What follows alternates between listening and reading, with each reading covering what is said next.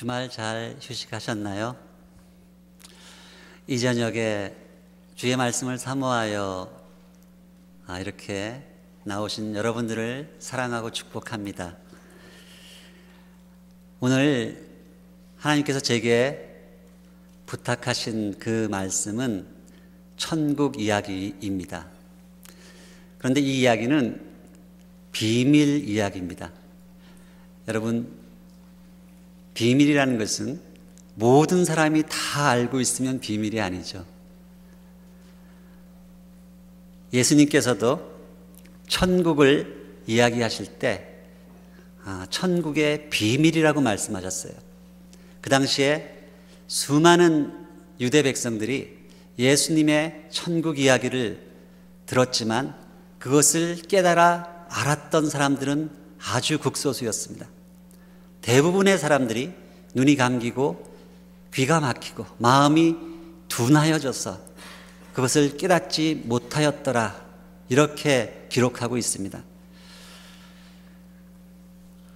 어제는 우리가 원색적 복음을 전했다면 오늘은 이 천국 이야기를 통해서 복음을 좀 스케일을 확장하고자 합니다. 이 복음이 이 시대에 어떻게 흘러가고 있으며 아버지의 마음이 지금 어디를 향하고 있는가, 그 이야기를 전하고자 합니다. 오늘 이 천국 이야기를 전하고 들을 때 하나님께서 저와 여러분들의 그 마음을 활짝 열어주셔서 이것을 깨달아 아는 그런 놀라운 축복이 있기를 간절히 소원합니다. 기도로 시작하겠습니다. 아버지, 창세 전부터 감추어졌던 그 비밀,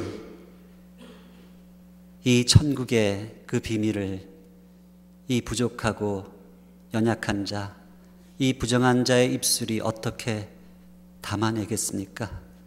아버지, 오직 주님만 의지합니다. 주님께서 저희들의 눈과 귀와 마음을 활짝 열어주셔서 이 말씀이 선포될 때 그 천국의 비밀이 깨달아 알아지도록 주님 성령님 도와주시옵소서. 그리하여 이 시간 예수님께서 우리에게 그렇게도 가르쳐주고 싶어 하셨던 그 하나님 나라의 깊고 놀라운 비밀들이 이 성전 가운데 가득 차게 하시고 깨달아지게 하시고 이 자리가 마치 부활하신 주님의 그 영광 가운데 그 변화산상처럼 그렇게 놀랍게 변화되는 그런 자리와 시간 되게 하여 주시옵소서. 당신께 모든 것을 의탁드리며 우리를 구원하신 예수 그리스도 이름으로 기도했습니다. 우리 주님께서 유대 광야에 서셔서 처음 선포하신 말씀이 이것입니다. 때가 찼다. 때가 찼고 하나님 나라가 가까웠으니 회개하고 복음을 믿으라. 이 말씀을 들었던 사람들은 이방인들이 아니었습니다. 하나님 나라를 사모하고 하나님을 믿는다고 생각하며 살아가던 그 당시 유대 백성들을 향한 말씀이었죠. 오늘날로 하면 우리가 신앙생활 열심히 하고 더러는 유대 백성들처럼 모태신앙으로 태어나서 교회 안에서 자랐던 그런 우리들을 향해서 던지시는 그런 선언입니다. 우리 주님은 하나님 나라를 가르쳐주기 위하여 이 땅에 오셨던 그런 분이세요. 그 하나님의 그 나라의 그 비밀을 어찌하든지 가르쳐주기 위하여 입만 열면 천국 이야기 하셨고요. 그 천국을 조금이라도 더 이해시키기 위하여 비유로 말씀하셨는데 그것을 깨달아 아는 사람들은 너무나 적었습니다. 그 주님께서 오늘 이 시간 저희들에게 이 천국의 비밀을 선포하시면서 우리에게 먼저 회개하라고 말씀하세요. 너희가 이 하나님 나라의 비밀을 알기 위해서는 먼저 회개해야 된다. 어제 말씀드렸지만 이 회개라는 것은 어떤 도덕적인 윤리적인 죄에 대한 회개도 있지만 더 중요한 것은 우리가 하나님을 알면서도 이 하나님이 이 역사를 이끌어 가시는 그 주권을 인정하지 아니하고 그것을 불순종하는 그 죄에서 돌이키라, 그렇게 말씀하시는 것입니다. 그리할 때 비로소 이 천국의 비밀이 열릴 것이다.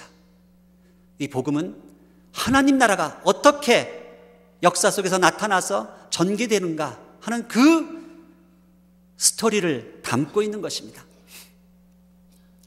천국은 전체를 의미합니다. 하이젠베르크라는 물리학자가 부분과 전체라는 그런 책을 썼는데요, 이 전체라는 한자말이 참 재미있습니다. 온전할 전자에 몸체자, 즉 온전한 몸이란 뜻이죠. 혹시 여러분 중에 온전한 몸 가지신 분 계신가요? 저나 여러분들 다 이 교회 안에서 서로 마주치고 지나갈 때는 다들 인사하고 신앙 인격자처럼 그렇게 행동하지만 우리 마음속 깊은 것을 들여다보면요, 누구나 다 교만과 탐심의 그 뿌리가 있고요, 자신을 드러내기를 좋아하고 그렇게 죄의 본질에 붙잡혀서 살아가는 것이 우리들의 본성입니다. 뿐만 아니라 우리의 몸은 어떻습니까? 들여다보면 다 대장균들이 지금 다 우글우글 하고요, 온전한 몸 가진 사람 아무도 없습니다. 우리 몸은 점점 노쇠져 가지요. 그런데 딱 한 분이 계시죠. 그분이 바로 우리 주 예수 그리스도, 그분이십니다. 우리 예수 그리스도께서 다시 오시는 그날 우리는 온전한 몸을 눈으로 보게 될 것입니다. 그분이야말로 유일하게 온전한 몸으로 이 땅을 사셨고 또 부활하셔서 승천하셨으며 이 땅에 다시 찾아오실 교회의 몸이신 것입니다. 그래서 우리가 이 천국은 그리스도의 몸, 다시 오실 예수 그리스도를 생각할 때 이해할 수 있는 것입니다. 우리가 흔히 장님이 코끼리 만지는 우화를 많이 이야기합니다. 우리는 여전히 천국을 배우고자 알고자 노력을 하지만 이 성경 안에서 또 많은 계시를 받지만 우리의 깨달음은 전부 다 부분적이에요. 마치 장님들이 코끼리를 더듬듯이 우리가 깨달은 부분적인 천국을 우리는 이야기합니다. 더러는 그 계시의 말씀 가운데, 더러는 내가 경험한 특별한 성령 체험을 가지고 이것이 바로 천국이야, 그렇게 생각을 하는 것이죠. 그러나 천국은 그 전체입니다. 전체.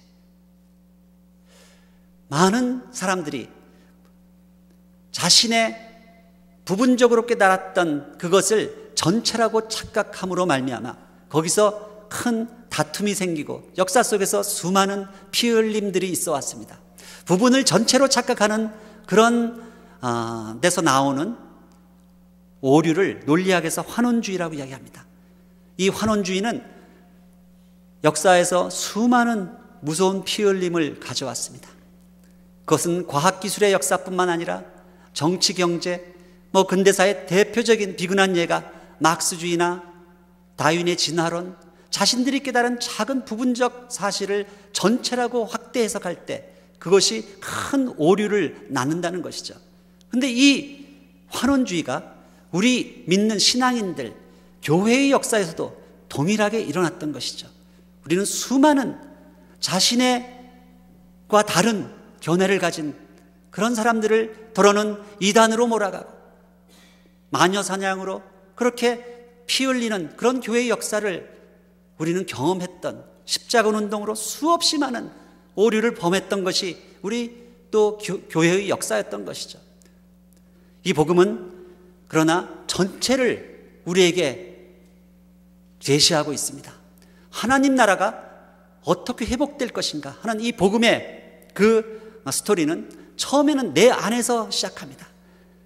천국의 작은 씨앗이 내 심령 안에 떨어질 때 그것이 싹이 터서 내 안에서 복음이 이제 자라나기 시작합니다.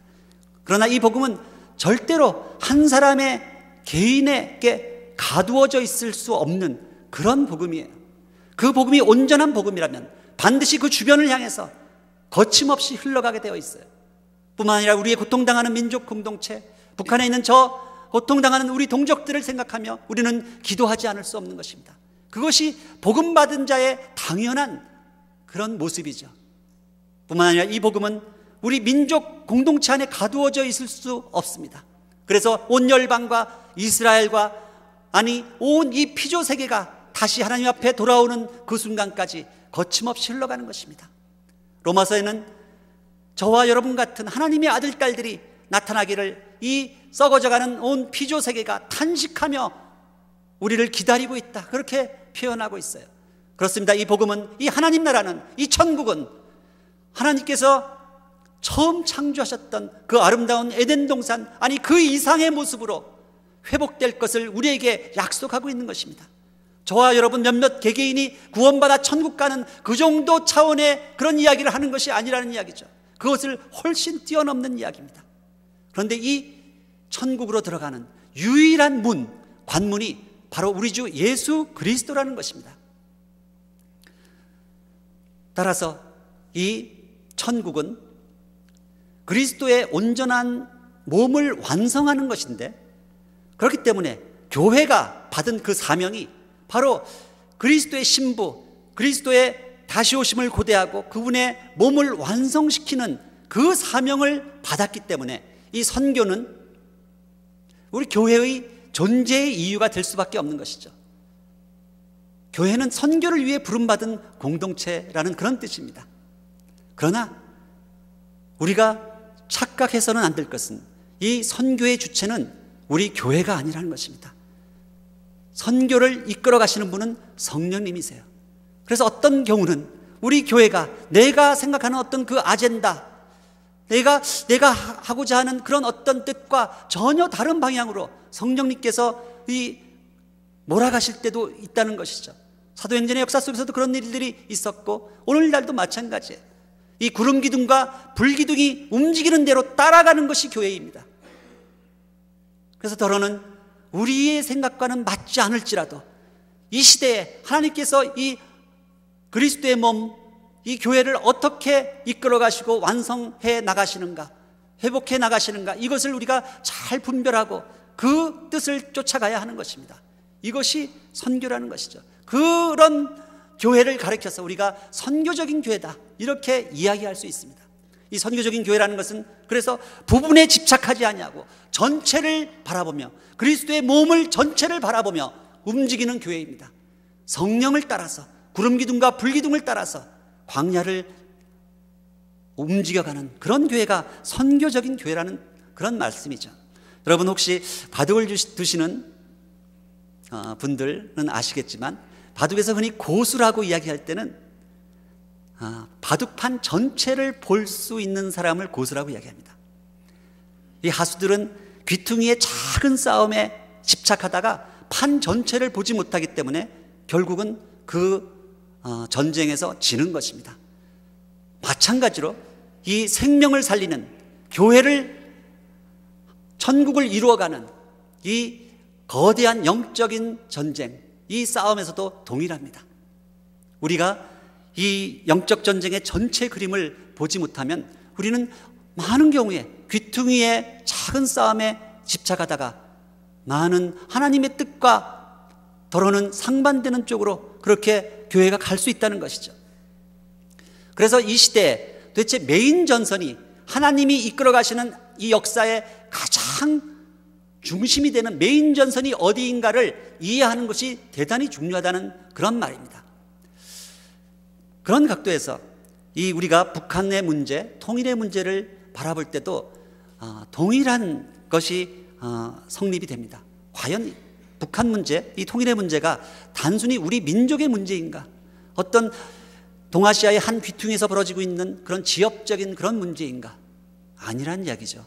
그렇지 않습니다. 이것은 하나님 나라의 전체 맥락, 그 하나님 나라가 어떻게 지금 완성되어져 가고 있는가, 특별히 이 시대에 종말의 때를 살아가는 우리들에게는 이 엔타임 컨텍스트 속에서 이 통일 문제를 바라보지 아니하면 그 줄기를 놓치게 됩니다. 하나님 나라의 메인 전선을 이해해야 한다는 그런 말씀입니다. 작년 1월 달에 한국의 그 온누리 교회에서 이스라엘을 위한 어떤 컨퍼런스가 열려서 한 14개 단체에서 모여서 컨퍼런스를 하는데, 이스라엘에서 오신 어떤 릭 라이딩이라는 한 형제님이 이스라엘 컨퍼런스에서 이상하게 하나님께서 한반도에 대한 그런 환상을 보여주셨다고 하면서 나누었어요. 그 내용이 이 거대한 이 두 개의 이 말굽 자석이 N과 N, S와 S가 서로 밀쳐내면서 막 이렇게 서로를 밀쳐내고 있는 그런 모습을 처음에 보여주시다가 갑자기 남쪽에 있는 그 자석이 휙 돌아가더니 이것이 철커덕 달라붙었어요. 그러더니 이 자석이 이 한반도에서 시작해가지고 이 중국과 중앙아시아, 중동, 이스라엘까지를 서서히 움직이는데 그 주변에 있는 많은 민족들이 거기에 달라붙는 그런 환상을 이야기를 하셨어요. 저는 그 이야기를 전해드리면서 굉장히 중요한 의미 있는 그런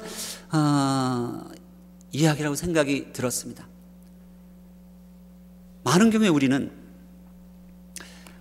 이 남북의 문제를 생각하면서 저 악한 정권, 북한이 빨리 무너져 내려서 우리가 밀고 올라가서 한국에 있는 그런 수많은 교회들처럼 북한 교회를 재건해야 된다, 이렇게들 많이 생각합니다. 그러나 우리 아버지의 생각은 좀 다를 수 있다는 것이죠. 여러분, 지금 북한에 지하교회 성도가 있습니까? 없습니까? 반드시 있습니다. 그것은 우리가 중국의 그 문화혁명의 혹독한 핍박을 거쳐오는 동안에 중국의 역사를 통해서도 알 수 있는 이야기지만, 초대교회든 역사 속에서 핍박을 받아서 교회가 사라지거나 성도들이 사라진 적은 한 번도 없었어요. 여전히 북한 안에 지하 성도들이 있다는 것이죠. 그렇다면 우리 아버지의 눈길에는 남한에 있는, 한국에 있는 그 교회나 북한에 있는 지하 성도들이나 다 똑같은 자식들인데, 그러면 어느 자식이 우리 아버지의 마음을 더 애틋하게 만들고 아버지 눈길을 더 가게 만드는 그런 자식일까? 이 질문을 한번 던져보면 대답이 아주 명확하게 나오죠. 사실은 우리가, 남쪽이 변해야 된다는 것이죠. 정말 온갖 세상의 우상 숭배와 그런 가치들을 끌어들여서 교회 안에서 부패하고 타락하여 세상 사람들이 손가락질을 받는 그런 수많은 교회들이 남쪽에 있는데, 그런 모습이 아니라 정말 목숨을 내어놓고 순교할 각오를 하면서 정말 이불을 뒤집어 쓰고 두세 사람이 모이는 것도 너무나 두려워서 그들은 혼자서 독립예배자로 아버지를 찾을 수밖에 없는 울부짖는 북한의 그 성도들을 생각할 때 누가 누구의 신앙을 따라 배워야 하는 것입니까? 이것을 우리가 생각해야 된다는 것이죠. 이 말굽자석의 비전은 우리가 먼저 변해야 된다는 것을 우리에게 이야기해주고 있습니다. 백투 예루살렘은 중국 교회가 1920년대 30년대부터 받았던 그 사명이에요. 이 복음을 받은 중국 교회 성도들이 이 복음을 가지고 정말 이제 중앙아시아와 중동을 거쳐서 다시 예루살렘까지 나아가고자 하는 그 열망을 가지고 시작했던 그 운동이죠. 그런데 이 시대, 이 남북의 문제를 우리가 바라볼 때 이 시대에 하나님께서 이 실크로드를 타고 복음을 어떻게 지금 전개시키고 움직여 가고 계시는가, 이 하나님의 경륜 가운데서 우리가 그것을 이해해야 한다는 이야기입니다. 도대체 어찌하여 이 한반도가 저 오랜 세월 동안 남북이 분단되어서 남쪽은 경제적으로 영적으로 이렇게 부강하였다고 하지만 저 동양의 예루살렘이라 불리던 저 북한 땅이 저렇게 혹독한 고난 가운데 머물러 있어야만 하는가? 어찌하여 이 중국이라는 이 시대의 거대한 제국 안에 조선족을 200만을 뿌려 놓으셔서 하나님께서 그들을 통해서 이 한족교회와 함께 동역하게 하시는가?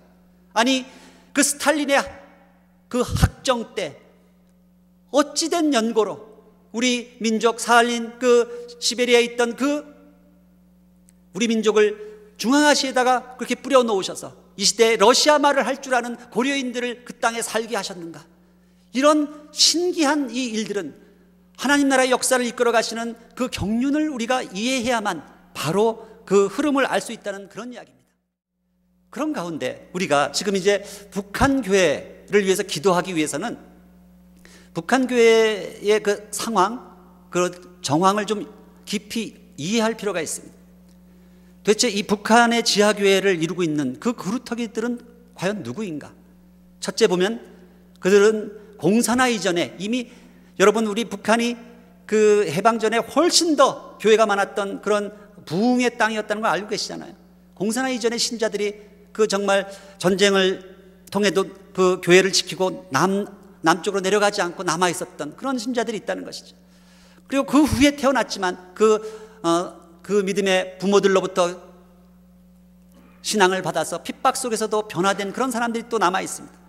또 많은 경우에 한국 전쟁 시에 여러분 그걸 아세요? 중공군이 밀려 들어올 때 그 선봉에 그 중국에 있었던 그 조선족들을 대거 앞에 내세웠었어요. 근데 우리 만주 땅은 워낙에 그 당시 옛날부터 우리 믿음의 산실이었거든요. 그 중에 많은 사람들이 중공군 속에 믿는 신자들이 있었어요. 그들이 내려왔다가 그냥 거기에 잔류해서 남은 그런 사람들이 또 있었다는 것이죠. 뿐만 아니라 중국이 엄청나게 못 살았던 대약진 운동 시 56년, 63년 그 기근 시에 북한에 있던 많은 사람들이 이 식량을 찾아서 그 당시에는 거꾸로 북한으로 건너갔었어요. 중국에 있던 사람들이. 그 중에 많은 신자들이 건너갔던 것이죠. 뿐만 아니라 60년대 북송된 제일교포 중에 나중에 믿음을 받았던 사람들, 90년대 대기근 시에 중국으로 식량 구하러 나왔다가 믿음을 받고 들어간 사람들, 지금도 조선족 친척 방문을 통해서 많은 믿음의 사람들이 들어가고 있어요. 북한에 화교가 한 3, 4만 있는데 그 중에 또 믿음의 사람들이 있습니다. 지금 북한이 외화벌이를 위해서 수없이 많은 곳으로 내보내고 있는데 중동이나 러시아나 벌목공으로 그 중에서 또 어떻게 믿음을 받고 들어가는 사람들이 있어요. 이런 사람들이 북한 교회의 지하 그 그루터기를 형성하고 있는 것이에요. 많은 사람들이 중국으로 건너왔죠. 그러면서 소위 탈북자 난민 사역이 시작되고 소위 대북 NGO가 형성되는 그 계기가 그때부터 시작이 됐습니다. 그러면서 그런 이동 가운데 많은 그 복음들이 누룩처럼 점점 번져가고 퍼져가기 시작했던 것이죠. 근데 참 하나님의 하시는 일이 너무나 놀라운 것이 이런 대환란과 같은 이 고난에 처하니까 어떤 일이 벌어지나 하면 복음이 그 수용력, 복음의 수용력이 아주 극대화되는 것이에요. 여러분, 저는 성경에 보면 마지막 때가 되면 대환란이 있을 거라고 이제 예고하고 있는데 그것은 어찌 보면 마지막 때 한 사람이라도 더 주님 앞에 정말 알곡들을 모으시기 위한 하나님의 그 전략이라고 저는 생각을 합니다. 정말 그런 가운데 이 북한 전역에 이 복음들이 알게 모르게 스며들어가면서 마치 대환란 시에 어떻게 살아남을 수 있는 그 교회의 형태로 이 북한을 지금 하나님께서 연단시키고 그게 개편시키고 구조조정을 하고 계시는 그런 과정에 있다, 이렇게 생각하는 것이죠. 이 숨어있는 예배자들, 드러낼 수 없는 예배자들, 정말 모일 수가 없기 때문에 이렇게 좋은 교회에 이렇게 함께 모여서 예배드리면 얼마나 좋아요. 그렇게 하고 싶어도 못하는 그들은 눈을 피해서 이불을 뒤집어 쓰고 독립 예배자로 설 수밖에 없는 그런 사람들이 그 안에 숨어 있다는 것입니다. 이 북한이 어떤 식으로 통일이 될 것이며 개방이 되어질 것인가, 이것이 귀추가 대단히 주목됩니다. 그것에 의해서 한반도뿐만 아니라 이 모든 하나님 나라 역사가 큰 영향을 받을 것이에요. 많은 분들이 혹은 독일처럼 흡수 통일이 되어서 우리가 밀고 올라가서 북한의 교회를 재건하는 그런 꿈을 꾸지만 저는 기도 가운데 정말 그렇게 되어서는 안 되겠다, 그런 마음을 많이 주셨어요, 하나님께서. 왜냐하면 지난 그 반세기 이상을 그 고난의 행군을 거치면서 하나님께서 특별한 뜻이 있으셔서 이 북한 교회를 연단시키시고 하나님의 그 영적인 엄청난 인풋이 들어가 있는 그 북한 교회가 그렇게 된다면 하루아침에 그 영적 포텐셜이 다 날아가 버리는, 거품처럼 없어져 버리는 그런 사건이 될 수 있기 때문에 저는 그렇게 생각하는 것입니다. 차라리 그렇게 될 바에야 정말 우리에게는 너무나 안타까울지라도 하나님께서 중국을 사용하실 수 있다는 것이죠. 실제로 그런 모습들이 지금 전개되고 있어요. 우리가 변하지 않으니까. 여러분 그거 아세요? 이스라엘 역사 속에서도 하나님께서 그 자기의 장자 이스라엘을 오래 참고 기다리시다가 북이스라엘과 남유다가 그렇게 우상숭배하고 하나님 뜻을 거역하니까 그 배역하고 패역한 그 백성들을 아수르와 바벨론을 사용하셔서 거침없이 밀어버리셨어요. 원가지도 아끼시지 않았던 그 하나님께서 우리 민족이 무엇이 간데 얼마든지 why not? 그럴 수 있다는 것이에요. 저는 그런 생각을 하면 너무나 두렵고 떨립니다. 사실은 한국교회가 정말 다시 회개하고 돌아와서 북한을 보듬고 섬길 수 있는 그런 모습으로 변화된다면 모를까. 한국 정부도 마찬가지예요. 그런 변화를 가져오지 않을 때 하나님께서는 차라리 하나님 나라의 이 긴 역사를 생각하시면서 중국 혹은 중국 교회를 사용하실 것이다. 이 북한 교회의 그 잠재적인 역할은 장차 이 마지막 때 흘러갈 마지막 그 가장 치열한 싸움, 이 모슬렘과 유대를 경영하기 위한 소위 비공개 토양, 핍박받아서 숨어있는 그런 토양, 그런 안에서 교회가 어떻게 살아남을 것인가, 그것에 대한 훈련을 시키고 계시는데, 이것은 모슬렘권 경영을 위한 대단히 중요한 그런 투자라는 것이죠. 그런 가운데 이 중국교회와 북한교회를 떼어놓을 수 없습니다. 중국교회는 벌써 일찍부터 이 백투 예루살렘의 그 사명을 받고 그렇게 그것을 달려가고자 노력했던 그런 교회예요. 보시면 이것이 이제 백투 예루살렘 제1세대가 그 당시에 1940년대 그 젊은이들이 자신의 모든 것을 다 주님 앞에 헌신하고 이 복음을 들고 예루살렘까지 가겠다고 저쪽 서쪽 신강이나 그런 티벳 지역으로 막 달려갔다가 거기서 그냥 주저앉았던 그런 모습의 옛날 그 백투 예루살렘 그 1세대, 2세대, 3세대 그 어떤 목사님으로부터 받았던 그런 사진입니다. 그런 사명을 받았지만 중국교회가 그 사명을 감당하지 못했어요. 그 이유는 중국교회의 그 당시 구조가 서방 선교사님들을 통해서 복음을 받았기 때문에 대단히 서구적인 교회였다는 것이죠. 이 서구적인 교회가 나쁘다는 그런 뜻이 전혀 아닙니다. 그 당시 100여 년 전에는 그 서구적인 교회의 그 모델을 주님께서 사용하셨고, 그리고 그 선교사님들을 통해서 우리가 복음을 받았잖아요. 너무나 감사한 일이에요. 그럼에도 불구하고 이제 앞으로 전개될 하나님 나라는 이 서구적인 모델의 이 교회가 더 이상 먹혀 들어가지 않는, 워킹하지 않는 그런 시대가 다가오고 있다는 것입니다. 모슬렘권의 이 선교는 서구적 선교 모델, 이거 가지고는 그것이 경영이 안 된다는 것이에요. 그렇기 때문에 이 중국 교회가 이 모슬렘을 경영하기 위해서 하나님께서 사실 이 모택동 같은 이 문화혁명을 이렇게 그걸 통해서 그렇게 개방적인 교회, 중국 교회가 얼마나 개방적인 교회였는지 몰라요. 유일하게 역사 속에서 이 주일을 리바이텐, 예배일이라고 공식적으로 이렇게 불렀던 그런 중국 그의 어떤 이 근대화의 아버지라고 할 수 있는 손문이라는 사람이, 그 와이프가 아주 독실한 크리스찬이었고 하와이에 유학 갔다 오면서 그 사람 마음에는 이 중국을 좀 이 서구적인 그런 국가의 발전한 모델로 만들고 싶었던 그 열망이 있었던 사람이에요. 그런데 그것이 그렇게 뜻대로 되지 않았어요. 하나님께서 공산당을 들어 사용하시면서 중국 교회의 모습을 완전히 숨어있는 교회, 가정교회, 숨어서 복음을 전할 수밖에 없는 그런 교회 모델로 바꿔놓으셨다는 것이에요. 그것이 사실은 중국 교회의 엄청난 잠재력입니다. 그것을 사용하시려고 그 교회를 바꿔놓으셨는데, 최근 들어서 어떤 모습이 나타나냐면 중국이 개혁 개방하면서 중국 교회에 많은 그 당시 숨어있던 가정교회가 이제 지상으로 올라오면서 마치 한국 그리고 서방에서 수많은 선교사가 또 들어가다 보니까 그분들의 눈에 이 한국과 서방의 교회가 너무나 발전되어 있는 것이에요. 그래서 중국 교회 지도자들이 그 서방의 교회, 이 동쪽을 자꾸 바라보면서 그걸 따라가고 배워가려는, 닮아가려는 그런 노력들을 많이 해왔던 것이죠. 근데 저는 그것이 바른 모습, 방향이 아니라고 늘 생각이 들었었어요. 왜냐하면 중국교회의 사명이기 때문에. 중국교회는 동쪽을 바라보는 것이 아니라 서쪽을 바라봐야 되는 것이에요. 자기들을 기다리고 있는 그 모슬렘 것들을 향해 나아가야 되는데 그것이 안 되니까 하나님께서 지금 많은 일들을 지금 하고 계세요. 작년에 그 로잔 대회라는 그 서방 선교 대회에 참석하려던 중국교회 지도자들 한 300여 명이 그 공항에서 검거된 사실, 아주 큰 사건이 있었는데, 그것을 통해서 다시 중국교회가 핍박을 받기 시작하면서 옛날에 가정교회 모습으로 이렇게 숨어있는 교회, 그런 셀 모양으로 다시 변화되는 그 모습을 보면서 하나님께서 이것은 간섭하신 사건이다, 저는 그렇게 생각을 했던 것이죠. 그런 가운데 도대체 이 백투 예루살렘이라는 것이 도대체 무슨 의미인가? 우리가 이것을 헤아려 볼 필요가 있어요. 사실 최근에 어떤 모 선교단체에서 백투 예루살렘이라는 이 슬로건을 아주 내걸면서 아주 공격적 선교 방법을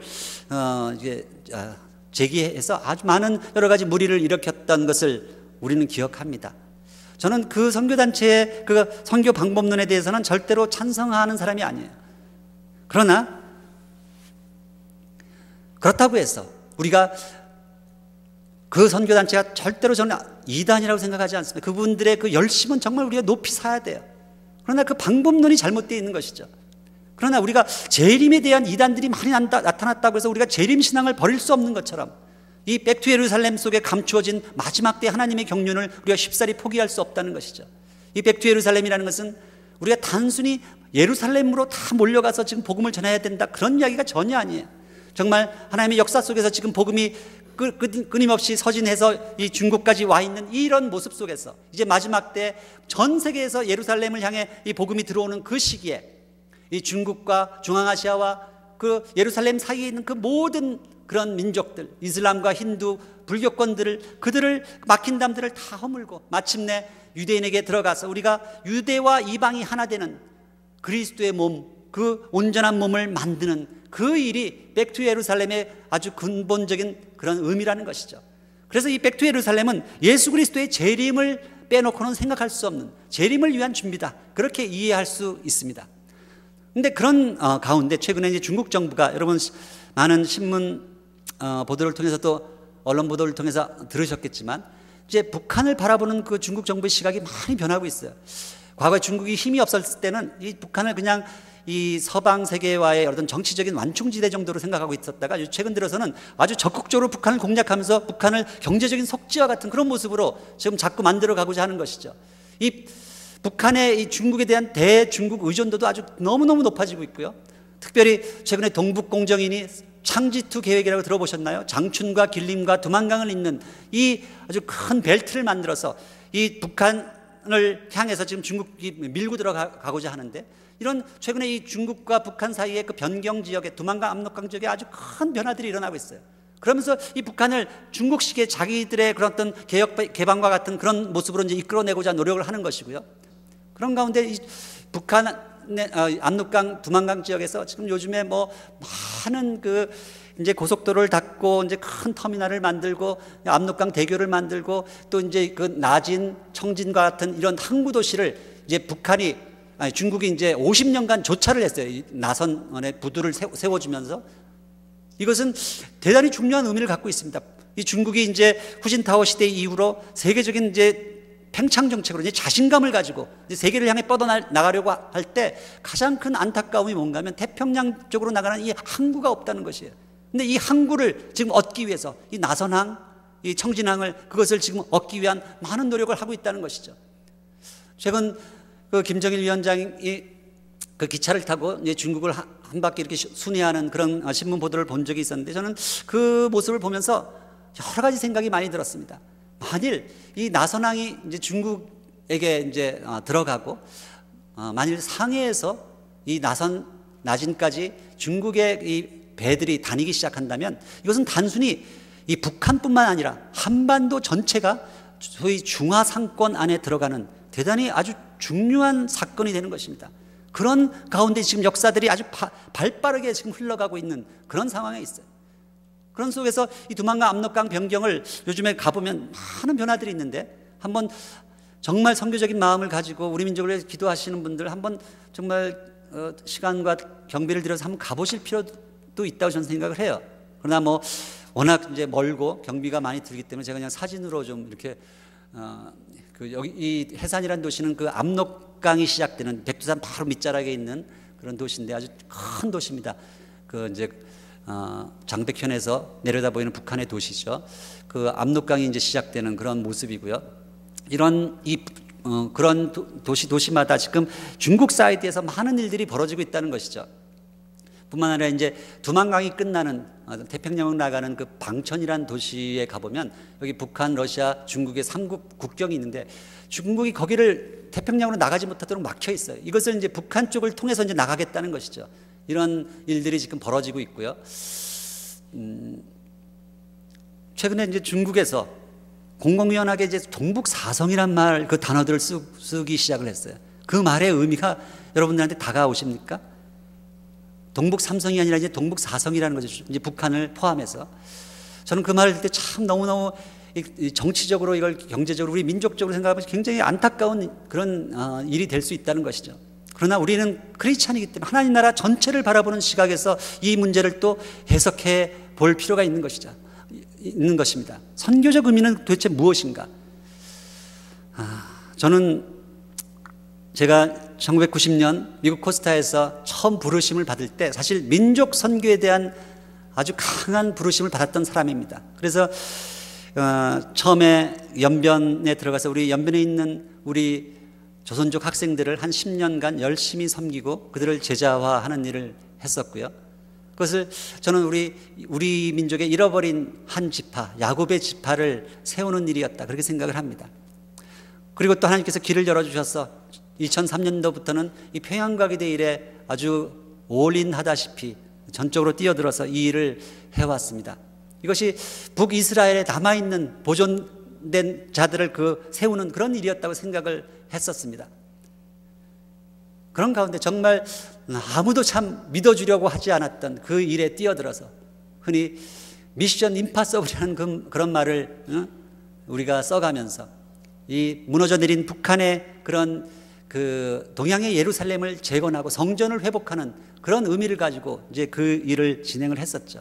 그러다 보니까 또 공교롭게도 그 터가 옛날 우리 최초의 그 두만강변에서 순교당했던 토마스 선교사의 기념교회가 있었던 그 의미 있는 터라는 것을 발견하고 너무나 그것이 감격스러워서 이제 멈출 수 없는 하늘의 열정 뭐 그런 책도 쓰면서 그 일을 향해 이제 뛰어들어 갔었는데 수많은 그 북한의 당국자들과 회의도 진행을 하고 그러던 가운데 마침내 2009년 9월 16일 날 그 평양과기대 개교를 우리가 하게 되었고요.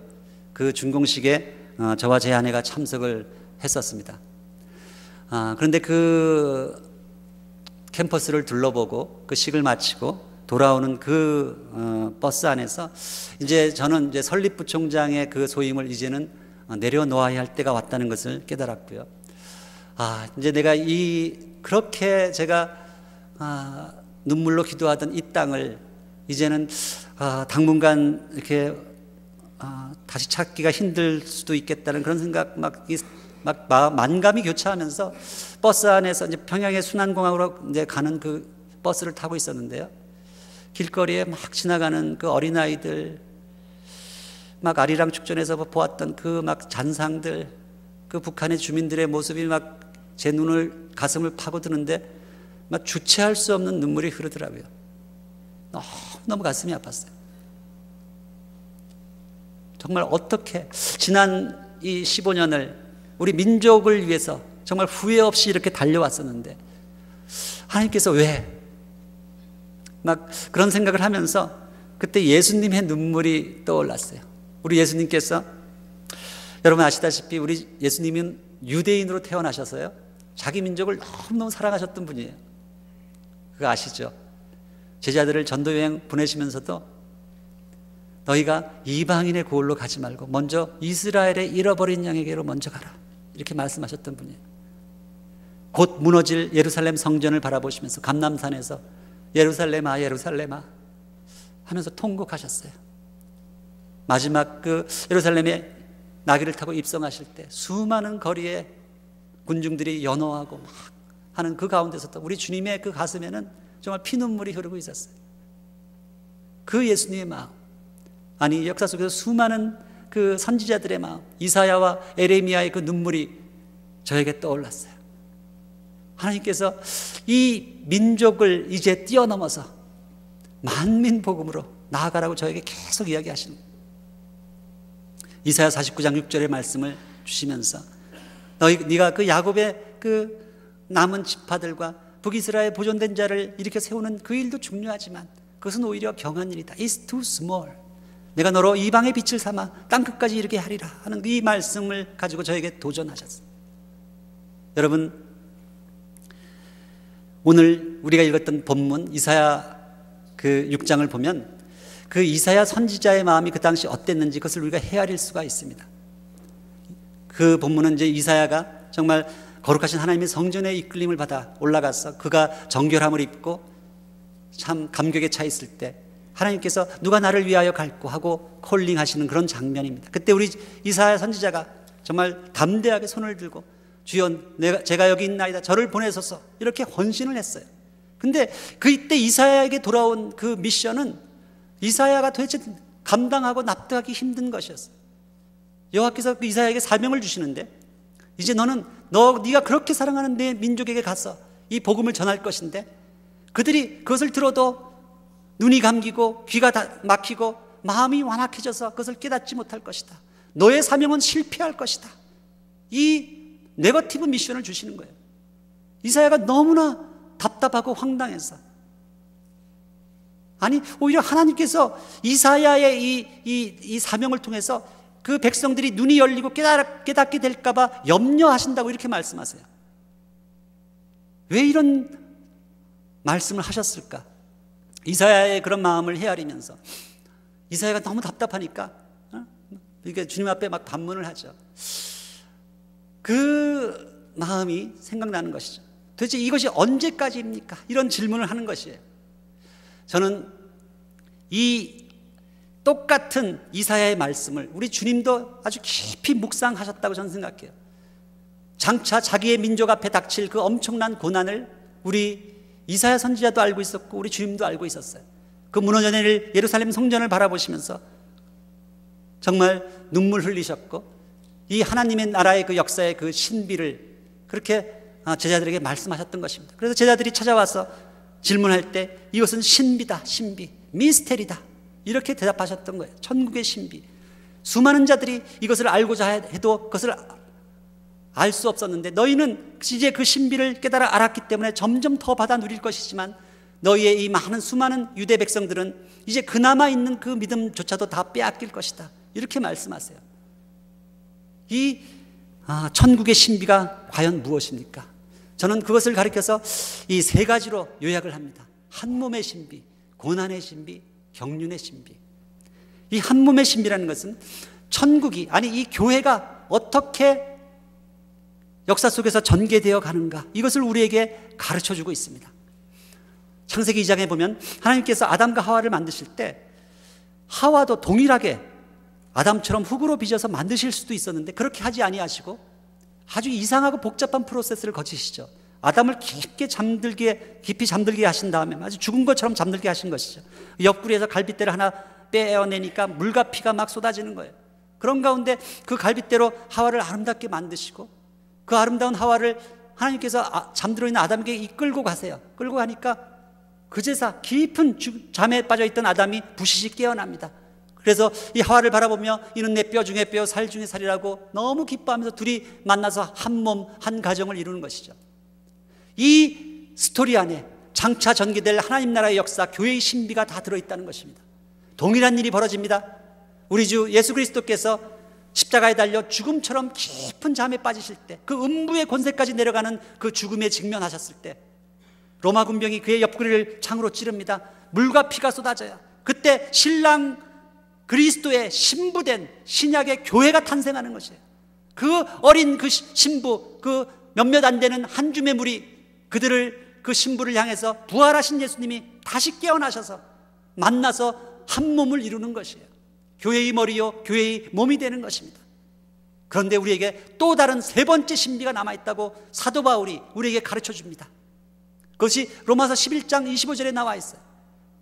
로마서의 9장부터 11장은 마지막 때 유대인들이 어떻게 회복될 것인가에 대한 아주 중요한 비밀을 담고 있어요. 사도 바울이 이렇게 이야기합니다. 너희가 이 비밀을 반드시 알기를 내가 원하는데 이 비밀은 이방인의 충만한 수가 채워질 때까지 하나님께서 그 일부 유대인들의 그 눈을 감기게 하셔서 그들의 마음이 완악하게 돼서 이 하나님 나라를 바라볼 수 없도록 그렇게 만드셨다는 것이에요. 이 안에 신비가 있다는 것이에요. 여러분 그것을 아세요? 남자에게서 여자가 나고 여자에게서 남자가 나는 이 비밀, 그리스도의 몸에서 교회가 탄생하였지만 교회가 완성되는, 그 몸이 완성될 때 그 그리스도께서 다시 돌아오셔서 한 몸이 되는 이 비밀, 마찬가지로 이 유대인에게서 이방인 교회가 태어났지만 이방인 교회의 그 완성을 통해서 다시 유대인이 다시 회복되는 이 비밀, 그리하여 다시 한 몸을 이루는 것이에요. 이 비밀, 이 신비를 이해하지 못하면 우리가 하나님 나라를 알 수 없다는 것입니다. 이 피 흘림의 고난의 신비, 어째서 하나님께서 이 역사 속에서 이 수많은 피 흘림을 허락하실까? 정말 우리는 이해할 수 없는 일입니다. 근데 그것을 가리켜서 성경은 경륜이라고 이야기해요. 경륜이라는 말은 헬라어로 오이코노미아라고 이야기합니다. 오이코노미아에서 이코노미, 경제라는 말이 파생됩니다.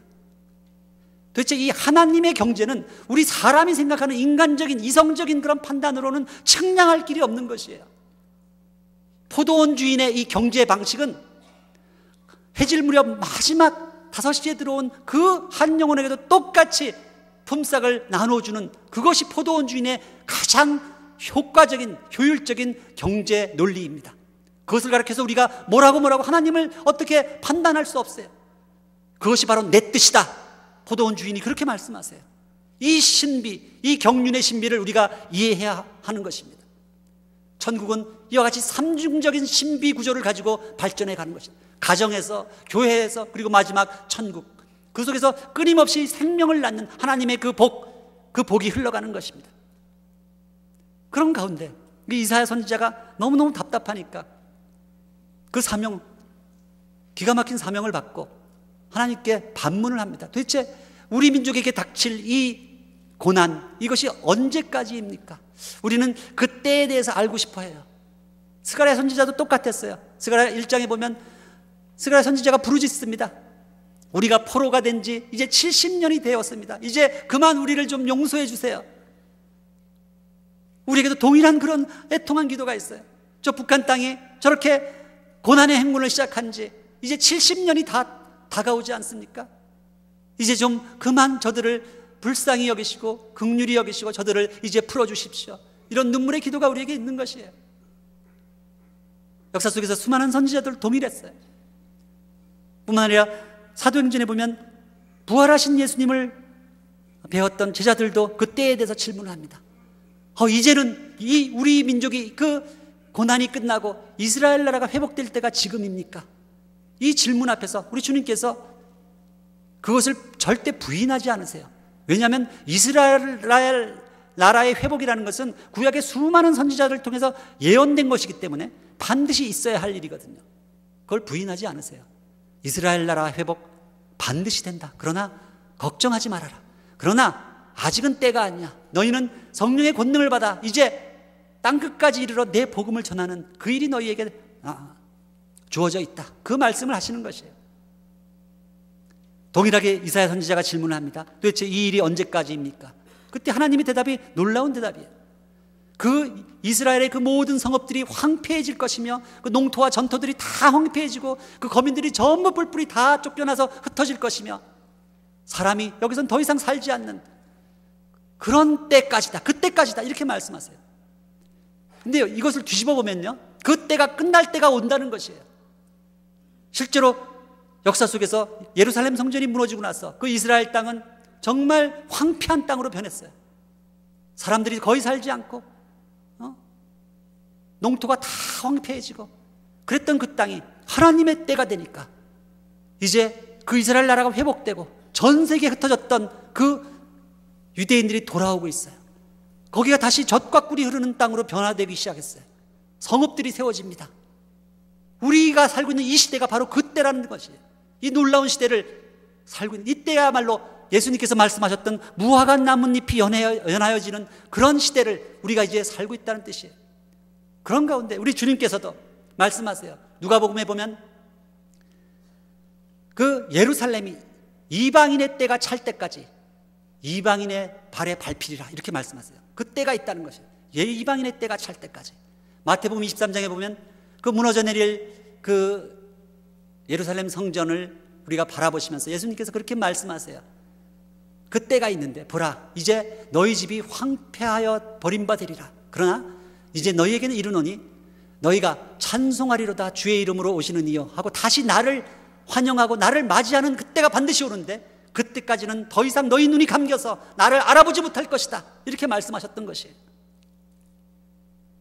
마찬가지로 사도행전 15장에 보면 야고보 선지자, 야고보 사도가 이방인에게도 복음이 전파되는 그것을 그 신비를 깨닫기 위해서 아모스 9장 11절을 인용하는데, 다윗의 무너진 장막이 다시 회복될 것에 대해서 말씀을 인용을 합니다. 그때가 되면 그 남은 사람들, 이스라엘의 남은 자들과 내 이름으로 일컫는 모든 이방인이 함께 주를 찾는 때가 온다는 것이에요. 이 다윗의 장막이 회복되는 때가 반드시 온다는 것이에요. 그 때가 찼다는 것입니다. 우리 주님께서 유대 광야에 서서 던지셨던 첫 말씀이 때가 찼다, 이렇게 말씀하세요. 이 때가 찼다는 것은 여러분들이 지금 어려서부터 많은 오랫동안 신앙생활을 하셨을지라도 이제 여러분의 개인의 인생 가운데 이제 하나님 나라의 이 신비, 이 비밀을 깨달아 아는 그 때가 찼다는 것이에요. 뿐만 아니라 우리 민족적인 관점에서 보면 이제 우리가 그렇게 고대하고 기다려오던 통일의 때가 임박했다는 그런 뜻이기도 합니다. 이스라엘 나라의 회복이 이제 정말 우리 그 제자들이 질문했던 그 질문대로 그 때가 임박했다, 그런 이야기예요. 그것은 종합해보면 주의 다시 오심이 임박했다는 이야기입니다. 이때, 이런 때가 지금 우리 목전에 지금 놓여 있다는 것이에요. 이런 때 우리가 해야 할 일은 교회가 교회답게 교회의 본질로 돌아가는 그 회복 운동을 해야 하는 것입니다. 그런 우리들에게 온전한 복음으로 우리가 나아가기를 우리 주님께서 지금 요청하고 계세요. 이 온전한 복음이라는 것은 부분에서 전체로 나아가는 것입니다. 우리가 부분에 속해 있는 것이 아니라 하나님 나라의 이제 전체를 바라볼 수 있는 그 안목이 필요하다는 것이죠. 그래야지만 비로소 우리가 땅끝을 향해 갈 수가 있는 것이에요. 여러분, 유대인들에게는, 유대인 사도들조차, 그 베드로조차 이방인에게 나아가는 것이 그렇게 힘들었어요. 하도 그들이 그냥 그 안목이 닫혀 있기 때문에 베드로에게 그 보재기 환상을 3번이나 보여주신 이후에야 겨우 고넬료 집으로 베드로가 발길을 향합니다. 유대인에게 땅끝은 이방이었습니다. 마찬가지로 우리 이방인 교회, 우리 이방인들에게는 그 땅끝이 유대가 될 수밖에 없는 것이에요. 그 땅끝을 이제 바라볼 수 있는 안목을 가져야지만 우리가 이 하나님 나라의 신비가 보이기 시작하는 것입니다. 말씀드렸죠. 온전한 복음은 그래서 우리가 구원받는 예수 복음뿐만 아니라 그리스도 왕 중의 왕 메시아가 다시 오시는 메시아 복음이 함께 선포되는 그때 이 온전한 복음이 된다는 것입니다. 예수 어린 양의 이 복음은 우리가 은혜로 거저받는 것이에요. 예수 십자가에 우리가 공로 드린 거 아무것도 없어요. 그러나 이 교회의 몸이 완성되는 우리 주님의 다시 오심을 기다리는 이 그리스도의 복음은 우리의 것을 희생하고 나누고 우리가 코스트를 지불해야 하는, 내가 자기 십자가를 져야만 하는, 그래야만 이 그리스도의 몸이 완성된다는 것입니다. 이 하나님 나라의 총체적 회복에는 반드시 예수 그리스도의 재림이 있어야 돼요. 우리 인본적인 우리 힘으로 하나님 나라가 절대로 이 땅에 완성될 수 없다는 것이죠. 주님이 다시 오셔야 되는데 그것을 위해 가장 중요한 2가지 조건이 있다면 땅끝 열방 민족에게, 이방인 모든 민족에게 복음이 전파될 뿐만 아니라 그때가 되면, 그때가 차면 이스라엘 나라가 다시 회복된다는 것입니다. 이 관점에서, 이 온전한 복음 홀 가스펠의 관점에서 백투 예루살렘을 우리가 이해할 수 있어야 한다는 것이죠. 이 시대의 백투 예루살렘을 바라보면서 도대체 하나님 나라가 지금 어디에서 가장 빠른 속도로 흘러가고 있는가, 어디가 메인 전선인가, 이것을 우리는 눈여겨보아야만 합니다. 저는 아주 확신하건대 지금 이 시대에 가장 빠른 속도로 변화되고 있는 이 하나님 나라의 그 기울기가, 그레디언트가 가장 빨리 흘러가고 있는 곳은 중국이라고 생각하는 것이죠. 중국을 통과하고 있다는 것이에요. 중국에서 지금 중앙아시아와 중동 쪽으로 아주 빠른 속도로 넘어가고 있어요. 이 복음의 물류, 이 플로우를 잇는 그 일이 백투 예루살렘의 그 사명이에요. 그런데 이것이 저는 늘 중국 교회가 백투 예루살렘의 그 열망을 가지고 그렇게 기도를 했는데도 못 넘어간 이유가 이 위굴족이나 티벳 같은 이 소수민족의 그 배리어에 막혀서 못 넘어갔다고 그렇게 생각을 해왔는데, 최근 들어서 하나님께서 기도 가운데 주신 마음이 그 하류, 다운스트림만 막혀 있는 것이 아니라 업스트림도 막혀 있다는 거예요. 상류도 동시에 막혀 있다는 것이에요. 그것이 바로 북한이에요. 그래서 이 북한 문제는 단순히 우리 민족의 문제가 아니라는 것이죠. 여러분, 저는 너무너무 이 북한을 다니면서, 혹은 이 재작년인가 예루살렘에 갔을 때도 어떤 스웨덴 청년 하나가 제가 한국에서 왔다는 걸 알고 너무너무 반가워하는 거야. 알고 보니까 자기는 이 크리스찬인데 지금부터 10년 동안 매일매일 북한을 위해서 기도하지 않는 날이 없다는 것이에요. 이런 아주 전혀 엉뚱한 이런 청년들을 바라보면서 도대체 이 북한이 무엇이길래 온 세계 크리스찬들이 이렇게 정말 그 마음을 하나님께서 기도의 마음을 주셔서 우리 같은 민족인 우리는 기도하지 않는데 그렇게 하는가? 지금 스위스 한 청년이 지금 장가갈 나이도 완전히 지났는데 나이가 40이나 된 그런 청년이 10년간 북한에 들어가서 일하는 그런 청년이 또 있어요. 그런 청년들이 도대체 왜 일어나는가? 이것은 단순히 이것이 우리 민족만의 문제가 아니라는 것이에요. 이 북한이 열려야지, 북한이 뚫려야지 이 하나님 나라의 장대한 마지막 이 물류, 이 플로우가 흘러가기 시작하는데 그것을 사단이 막고 있다는 것이에요.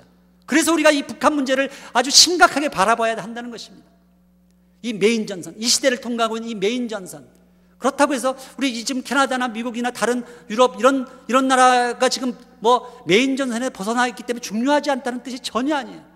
지금 이 서방이나 발달된 선진국에서의 이 많은 영적인 리소스들이 있기 때문에 우리가 여기서 훈련받고 여기서 우리가 키워낸 그 제자들을, 그들을 이 시대의 메인 전선으로 투입해야 하는 그 사명들이 우리에게 있다는 것이에요. 과거에 20세기가 냉전 시대로서 정치 이데올로기가 그 메인 전선을 이루어왔다면 이 시대의 메인 전선의 가장 중요한 부분을 중국의 국경이 다 그것을 커버하고 있습니다. 중국 국경을 이렇게 쭉 둘러보면요, 이 시대 가장 치열한 그 메인 전선들이 이슬람과 불교권과 라마불교는 거의 힌두하고 똑같은 개념이거든요. 그리고 여러분 그거 아세요? 주체사상이 세계 10대 종교 중에 하나로 들어간다는 것. 그런 아주 각종 아주 치열한 전선들이 지금 중국 국경을 둘러싸고 있는 것이에요. 그런 가운데 제가 작년에 정말 최근에 제 제자들이 계속해서 이제 그 중앙아시아와 중동 막 이쪽으로 이제 거꾸로 이제는 파송돼서 가기 때문에 이들을 보내기 전에 제가 그 길을 한번 쭉 따라가 봐야겠다. 정말 부분에서 전체를 보는, 이 평양가기대를 딱 내려놓고 나니까 이제 전체가 보이기 시작하더라고요. 정말 평양가기대 이 건설하는 그 시기에는요, 북한조차도 잘 안 보였어요. 평양가기대 그 안에 몰입이 돼 있었기 때문에. 근데 그것이 딱 벗어나기 시작하니까 이제 전체가 보이기 시작하는 거예요. 그래서 그 길을 80일간의 대장정을 가지고 이 북경에서부터 예루살렘까지를 육로로 이렇게 쭉 가봤어요. 그 많은 여러 동역자들 한 12명하고 같이 갔는데 그런 가운데 많은 것들을 깨닫게 하셨어요, 주님께서. 그때 이제 들어온 그런 중요한 이슈들, 뭐 수십 가지 이슈가 있는데 중요한 것 몇 가지가 부분과 전체에 대한 개념이 이제 확실하게 들어오기 시작했고요. 내가 얼마나 그동안 편협된 모습으로 이 복음을 전하고 편협된 가운데 내가 선교 일을 해왔는가, 그것을 알게 된 것이죠.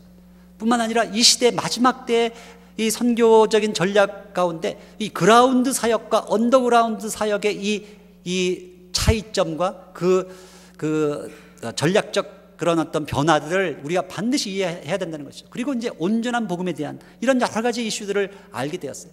소위 말해서 이 그라운드와 언더그라운드라는 그런 개념은 이제 중국을 이렇게 타고 이렇게 여행을 하다 보면 만리장성이 계속 보이죠. 이 만리장성이 끝나는 지점이 있거든요. 근데 만리장성이라는 것은 이게 지면 위에 있는 구조물이잖아요. 눈에 뜨이는 구조물이에요. 마치 우리가 선교 사역을 할 때도 이런 그러니까 그라운드 사역을 할 수 있습니다. 뭐 평양가기대도 마찬가지 대표적인 그라운드 사역이죠. 그건 만민이 다 알고 있고 다 눈에 띄어지는 그런 공개적인 사역이니까 이런 사역도 물론 필요해요. 그런데 여러분 아세요?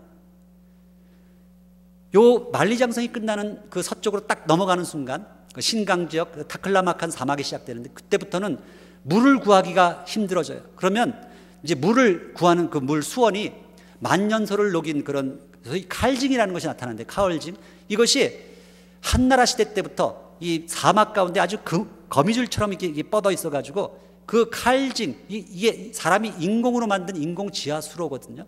이 지하수로의 길이가 만리장성의 길이보다 더 커요. 중국의 3대 미스테리가 이 카얼징과 대운하와 만리장성이에요. 이 칼징이 시작돼요. 근데 칼징은 지면에서 보면 전혀 안 보이는 것이에요. 그런데 그 지하수가 흘러가고 있는 것입니다. 모슬렘권으로 딱 들어가는 순간, 아니 북한과 또 마찬가지죠. 핍박받는 지역으로 딱 들어가는 순간 우리의 사역이 이제 보이지 않는 칼진가처럼 이렇게 지하로 흘러들어가기 시작하는 것이에요. 근데 이 개념을 알지 못하면 끊임없이 우리는 공개된 사역만이 사역이라고 생각을 해요. 그렇지 않습니다. 여러분, 지금 그 지하로 흘러가는 지하수가 이 지표수보다 훨씬 많다는 거 아세요? 70%가 지하수예요. 지하수가 더 많이 흘러가고 있어요. 그런 가운데 이제 이 동양의 예루살렘이라 불리던 이 평양에서부터 시작해서 본 예루살렘까지 이르는 그 구간을 흔히 우리가 이제 실크로드라고 부르잖아요. 실크로드. 이것을 제가 이제 새로운 뉴 실크로드. 옛날의 실크로드는 이제 중국 서안에서 이스탄불까지를 의미했는데, 우리가 영적인 의미에서의 뉴 실크로드는 평양에서 예루살렘까지다.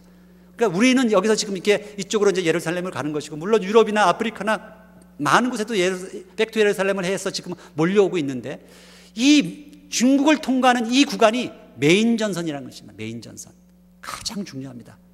이 메인 전선을 이해하기 위해서는 사실 이 길을 한번 가볼 필요가 있는데, 뭐 그럴 시간은 없고요. 제가 내일 오후 마지막 그 예배 때는 이 그 80일 여정을 조금 소개를 해드릴 생각입니다. 거기서 어떤 것들을 보고 느꼈는가.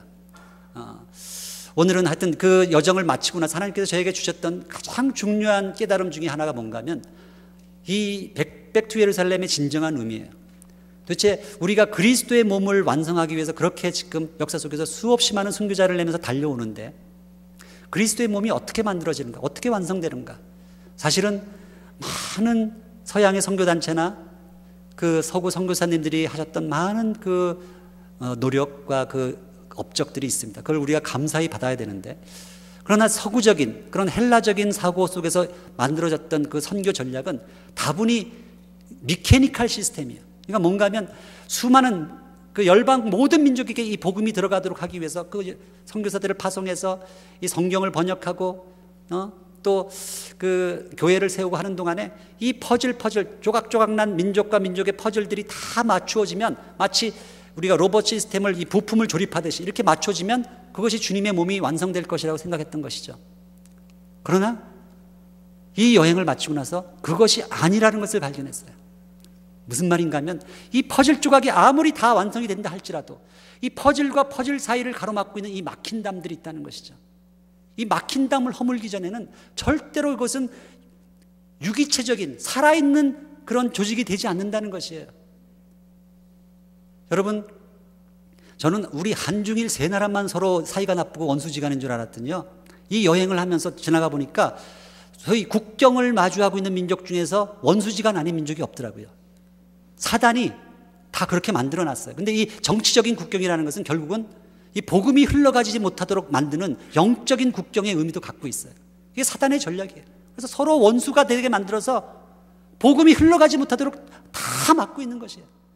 이 막힌 담을 허물기 전에는 절대로 살아있는 조직, 그리스도의 몸이 되지 않는다는 것이에요. 제가 이번에 이제 안식년을 토론토에서 보내면서 토론토 대학에서 같이 참여하고 있는 연구 과제 중에 하나가 소위 마이크로 오픈셀을 만든, 플라스틱을 아주 미세한 조직으로 만든 거예요. 플라스틱 아시죠? 이 플라스틱을 만들 때 이 조직이, 그 안에도 플라스틱도 현미경으로 들여다보면 이 셀이라는 게 있거든요. 셀. 근데 이 셀의 사이즈를, 크기를 작게 더 미세한 조직으로 만들면 만들수록 플라스틱의 성질이 월등하게 향상이 돼요. 그래서 우리 과학자들은 막 압력과 온도 조건을 막 바꿔가지고 어떻게든지 마이크로한 미세한 셀을 만들려고 노력하는 것이에요. 그런데 그 미세한 셀을 만드는 것도 중요하지만, 첫 번째, 그 미세한 셀 하나하나가 이게 벽들이 다 이렇게 막혀 있을 수 있거든요. 그걸 이제 닫힌 클로즈드 셀이라고 이야기한다면, 우리가 어떤 조건을 이제 부여하면은 그 셀과 셀 사이에 이 벽들이 다 허물어져서 소위 오픈 셀이 되는 거예요. 오픈 셀. 오픈 셀이 되면요, 그 안에 이제 액체나 이제 기체 같은 게 흘러갈 수 있잖아요. 그러면 이 놀라운 현상이 일어나요. 이건 분명히 플라스틱인데도 불구하고 마치 이것이 살아있는 생체 조직처럼 유기체적인 성질을 갖기 시작해요. 그래서 이런 플라스틱을 가지고 인공 뼈 같은 거 만들고요, 이렇게 한단 말이에요. 이런 연구를 하면서 저는 좀 어렵나요? 근데 이런 걸 하면서 이 안에 감추어져 있는 이 교회의 신비, 교회론의 신비를 깨달았어요. 아, 그렇구나. 이 교회라는 게 이 유기체적인 성격을 가지려면 이렇게 마이크로 오픈 셀이 되어야겠구나. 아주 작은 셀 조직들이 이렇게 뭉쳐가지고 이것이 하나의 큰 원바디가 되는데, 그 셀과 셀 사이가 막혀 있는 것이 아니라 다 이렇게 통해 있는 거예요. 통해. 마치 우리 살아있는 몸이 이 뉴런 시스템, 그 다음에 모세혈관, 뭐 이런 임파선 이런 것들로 서로 다 통해 있잖아요. 통해 있는 것처럼 이렇게 셀과 셀이 다 통하는 이런 마이크로 오픈 셀을 만드는 것이 그 안에 비밀이 있다는 것이죠. 그러면서 제가 이 교회론의 총체적 변화가 이제 정말 필요하구나, 그런 생각을 하게 되었습니다. 정말 유기체적인 교회, 살아 움직이는 교회가 되기 위해서는 우리 본한인교회 같으면 이 촌이요, 촌이 살아나야 돼. 촌이, 셀, 말단 조직이, 셀이 그 안에서 생명을 품고 있어야 돼. 끊임없이 생명 현상이 그 안에서 일어나야 된다는 이야기죠. 그러면서 그것이 살아있는 셀의 특징은 뭔가 하면 자기 증식을 하는 거예요. 자기 증식. 끊임없이 번식하는 거예요. 성장해 갑니다. 그런데 그것이 다 모래알처럼 따로 노는 것이 아니라 전체적인 한 몸 안에서 일어나는 것이죠. 한 몸. 네트워크가 다 돼 있어요. 그 안에서. 이것이 교회의 모습이고 진정한 교회의 본질이라는 것이죠. 이렇게 될 때 비로소 우리가 선교하는 교회, 마지막 때를 경영할 수 있는 그런 교회가 된다는 것입니다. 그것을 깨닫고 나니까 이 비밀들을 어떻게든지 좀 알리고 표현을 해야겠는데, 도대체 이 마지막 때가 되면 점점 모슬렘이나 북한처럼 핍박받는 비공개 토양에서의 그런 선교를 해야 되거든요. 점점 그렇게 돼가고 있어요. 근데 이 비공개 토양에서 어떻게 해야지 살아남을 수 있을까? 비공개 토양에서 생존 가능한 교회의 모습이 무엇일까? 이것을 가지고 고민하다가 그 모델을 좀 제시하고 싶어서 쓴 그 책이 요번에 나온 소설 띵동 박부장입니다라는 좀 우스꽝스러운 소설인데요. 이름을 잡았는데, 왜냐하면 이 내용이 너무나 사실 레디컬하기 때문에. 사실 복음은 대단히 레디컬한 것이에요. 복음보다 레디컬한 것은 없어요. 역사 속에서 예수님도 그 하나님 나라와 복음의 본질을 전하시다가 십자가에 달리셨고요. 수많은 사도들도 순교를 당했어요. 복음은 레디컬한 것입니다. 그래서 너무 레디컬해서 이것을 직설적으로 전하는 것보다는 이 소설적 도구를 빌려서 전하는 게 낫겠다. 그렇게 제가 이제 우회적으로 생각을 하고 정말 조심스럽게, 그러나 이 책 안에는 이 시대의 그 복음과 교회의 본질에 대한 깊은 비밀 코드들이 담겨 있어요. 여러분, 한 번 읽으셔서는 안 됩니다. 한 몇 번 읽으시면 그 속에 담겨진 비밀들이 드러나기 시작할 것입니다. 저는 마지막으로 이제 이런 가운데 지금 역사가, 하나님 나라 역사가 아주 급하게 진행되고 있는데, 우리 민족, 그럼 과연 이 시대에 우리 민족은 어떻게 해야 될까? 우리 민족에게 맡겨진 사명은 무엇인가? 그 하나님의 전략, 경륜을 좀 우리가 같이 생각할 필요가 있다는 것이죠. 저는 사실 우리 조선 민족을 흔히 세칸주라고 부를 정도로 정말 비슷하게 고난의 역사를 거치면서 이렇게 작은 민족이 이렇게 걸어왔는데, 근대사 한 100년, 150년 동안 아마 우리 민족처럼 이 격동의 세월, 그러면서도 그 안에서 하나님의 깊은 은혜를 체험했던 그런 민족은 없을 것이다. 저는 그렇게 생각합니다. 일제와 전쟁과 독재, 수많은 그 어려움들이 있었죠. 그런 속에서도 하나님께서 때를 맞춰서 은혜를 베푸셔서 광복과 민주화와 이 엄청난 경제 부흥, 그리고 이제 마지막 남은 통일이라는 큰 과제를 앞두고 있어요. 엄청난 이렇게 다이나믹한 그런 역사를 살아가는 민족이 별로 없어요. 요즘 최근에는.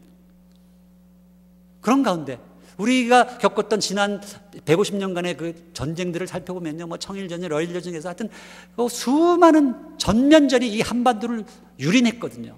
그런 가운데 이 백성들, 민초들은 아주 그냥 초토화됐어요. 그래서 그냥 어떻게든 살아보려고 이 일제시대 때 먹을 것이 없어서 두만강, 압록강을 건너가기도 하고요. 우리의 조상들이 독립운동하겠다고 또 건너가고, 강제징용으로 끌려가기도 하고, 정신대 이루 헤아릴 수 없. 전쟁이 터지니까 또 신앙의 자유를 찾아서 남으로 내려왔죠. 그것도 부족해서 좀 더 잘 살아보겠다고 이민 가고, 유학 가고, 난리를 쳤잖아요. 그러는 동안에 정말 이 민족 대이동이 일어났어요. 코리안 디아스포라가 지금 전 세계 거의 180개국 가까이에 흩어져 살고 있다는 사실 아시죠? 가장 많이 흩어져 사는 민족이 됐습니다. 소위 코리안 엑소더스가 일어난 것이. 어떻게 이런 일이 발생했을까? 이것이 그냥 우연히 된 일일까? 아니라는 것이죠. 이 안에 하나님의 깊은 감추어진 비밀이 있다는 것입니다. 여러분, 예수님 오시기 직전에 유대의 역사가 그런 고난의 역사였어요. 아수르와 바빌론의 그 침공 가운데 그 로마 제국 전역에 흩어져 있던 그 유대인들이 거기서 유대인 회당을 만들고 그렇게 흩어져 살던 그 유대인들을 통해서 초대교회의 그 복음이 아주 발빠르게 광범위하게 퍼져갔던 것처럼 이제 마지막 때 이 천국의 신비 비밀을 깨달은 이 우리 민족이 정말 이 시대의 사명을 감당하고 주님 오실 그 마지막 그 그리스도의 몸을 완성하는 그 일을 위하여 쓰임받을 그날이 다가오고 있다는 것이에요. 그것을 가리켜서 하나님께서 몇 년 전부터 저에게 주셨던 그 비전이 활의 비전이에요. 활의 비전.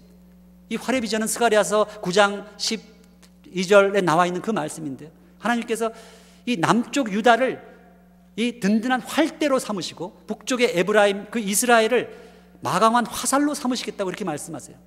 그 말은 우리 한국 남쪽에 있는 그 한국이 그동안 영적인 경제적인 그 성장을 통해서 이게 튼튼한 활대가 활대가 되었다는 것이죠. 그런데 놀라운 말씀은 정작 마지막 때 이 모슬렘권을 경영하고 이 이스라엘까지 날아가야 할 이 마강한 화살은 북쪽에 있다는 거예요. 저 북한에 있는 지금 고난의 행무를 거치고 있는 수많은 우리의 그 아들, 딸들이 그곳에서 지금 그 연단받으면서 훈련받고 있어요. 왜냐하면 북한에서 살아남은 그 몸에 배인 그런 것들이 모슬렘권의 그 강한 그 운마 공동체에 들어가면 거의 똑같은 상황이 되기 때문에 거기서 그들이 쓰임받을 수 있다는 것이에요. 그런 마강한 화살이 준비되고 있다는 것이에요. 그런데 이 화살을 날릴 사람이 누군가? 그것이 전 세계에 흩어져 있는 우리 750만 디아스포라들이에요. 우리들은 굉장히 많은 그런 훈련, 교육도 받고 자원과 많은 그런 리소스들을 갖고 있어요. 이 코리안 디아스포라들이 이 활 시위를 당기는 역할을 한다는 거예요. 활 시위를 당겨서 정말 이 마강한 화살이 날아가도록 하는 그때가 반드시 온다는 것이죠. 원래 우리 민족은 주몽의 후예들 아닙니까? 이 활 쏘는 민족인데 얼마나 활을 잘 쏴요. 쐈다 하면 금메달인데, 문제는 활은 방향이 중요한 거예요. 방향. 우리가 죄라는 것이 하나님의 관역에서 벗어난 게 죄인 것처럼 도대체 이 시대에 하나님 나라가 어디를 향해 지금 흘러가고 있는가, 이것을 깨달아야지 정조준을 해야 되잖아요. 정조준이 중요한 것이에요.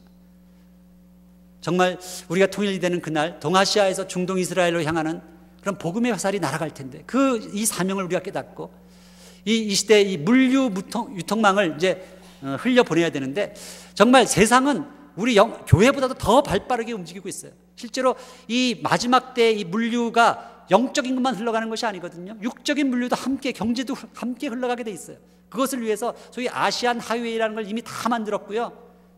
아시안 하이웨이가 뭔지 아시죠? 이 복음의 물류가 흘러가듯이 백투 예루살렘의 그 길 안내자가 돼서 우리 민족이 같이 그 길을 따라가야 되는데, 그때 이제 활의 비전으로 이 통일 코리아의 역할이 나타난다는 것이죠.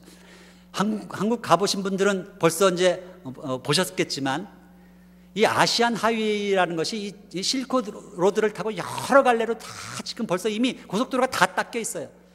로마 제국이 그 길을 닦는 그것을 통해서 이 제국을 이룬 것처럼 지금 중앙아시아에서 중동에 이르는 모든 나라의 그 길을 중국 한족들이 닦고 있어요. 그래서 지금 이 시대가 21세기가 중국의 시대가 온다는 거예요. 인공위성만 올라가는 것이 아니라 중국이 정말 그 로마 제국처럼 이렇게 부상하고 있다는 것이죠. 그런 가운데 한반도를 통과하는 아시안 하이웨이가 1번 도로와 6번 도로가 있는데, 한국에 가보시면 이미 다 돼 있어요. 아시안 하이웨이가 지금 저 터키까지 다 뚫려 있는데 지금 어디만 막혀 있는 거예요. 어디만.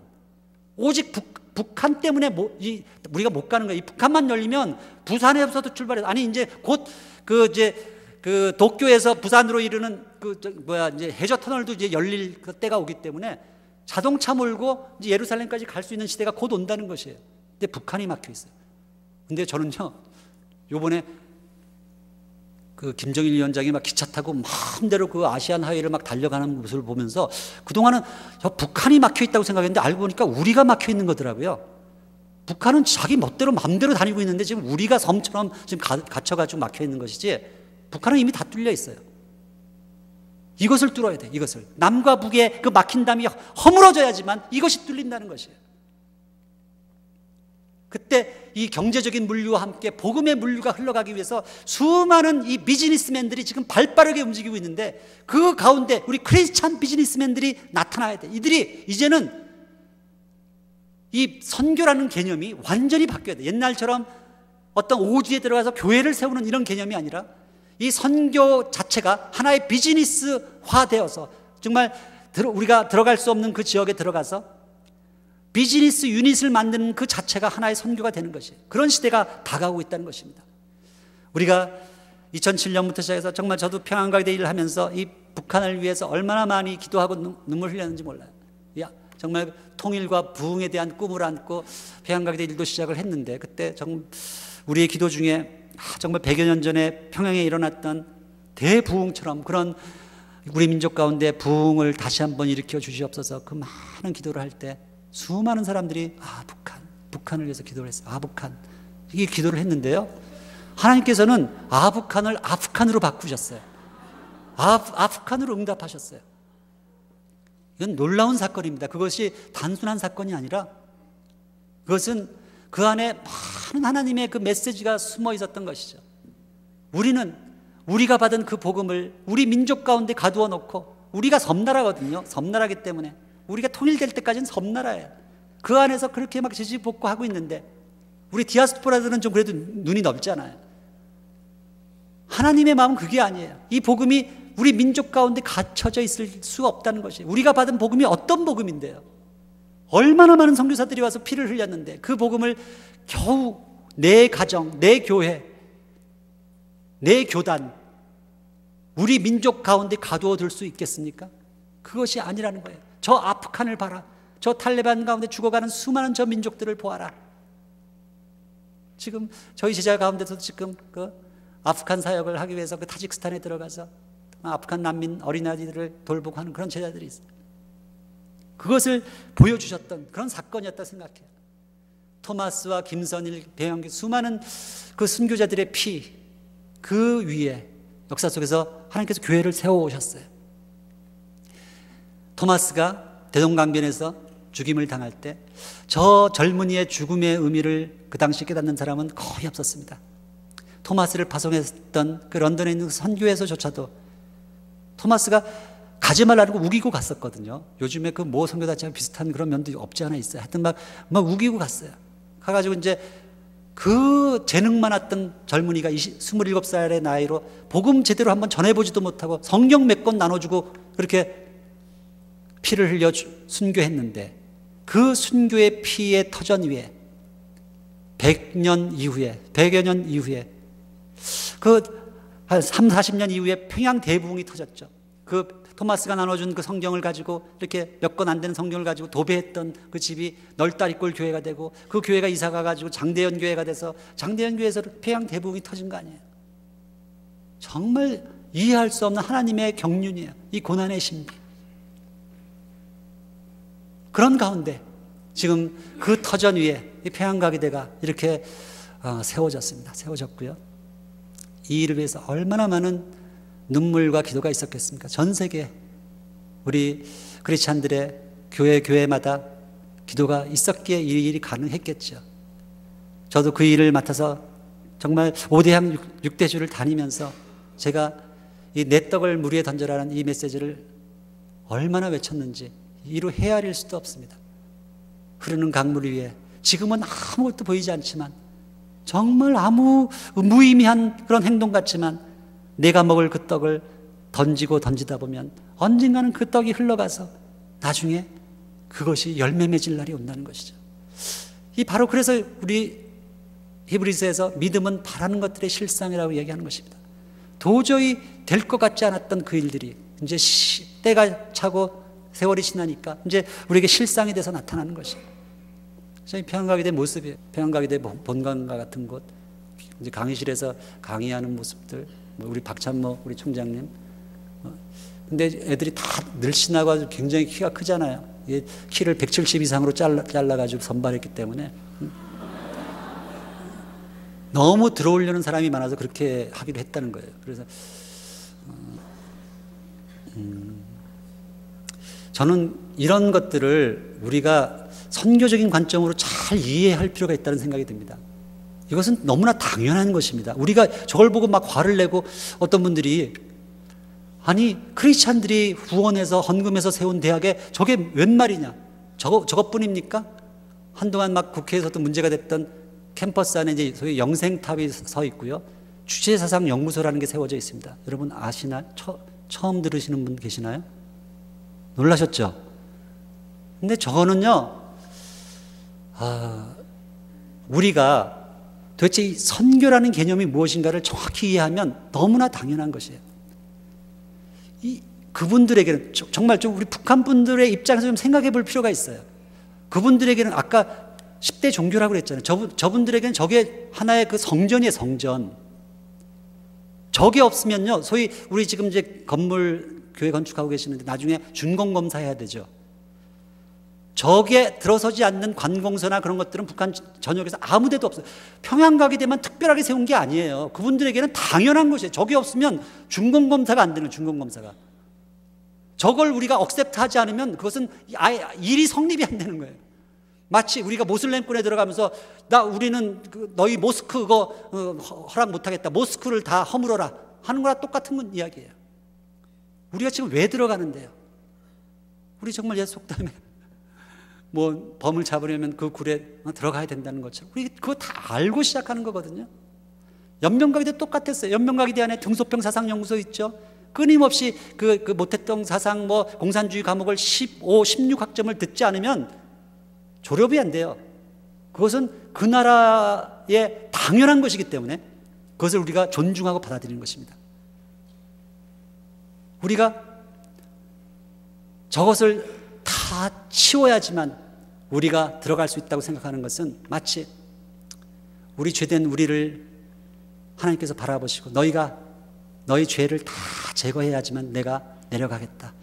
우리 주님께서 그렇게 찾아오셨나요? 아니거든요. 우리가 아직 죄인 되었을 때 그거 다 알면서도 우리 아버지께서 우리를 너무나 사랑하셨어.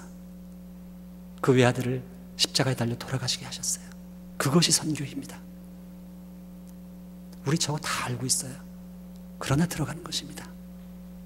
그들을 너무 사랑하기 때문에. 그것을 이해하셔야 돼요. 이것을 모르는 분들이 크리스찬들이 돈 모아 세운 대학에서 왜 채플을 안 여느냐, 채플. 채플 열 정도 됐으면 우리가 왜 들어가요, 거기에? 이제 딴 나라 가야지. 이 선교에 대한 개념이 없으시는 거예요, 지금. 그것이 소위 특히 비공개 토양에서 선교를 우리가 어떻게 해야 되는가.